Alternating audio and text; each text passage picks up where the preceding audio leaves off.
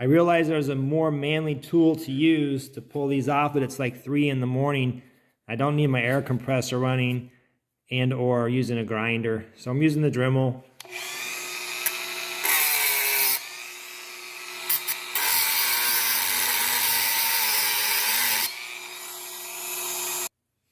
All right, almost have it. You just want to keep going. All right, then you get a punch. And like that. That's how we do it. If you have a better way, let us know. This chain's been around for a while. All right, 101 Garage Arizona, 101garage.com. Let us know your questions, your comments, what you want to see.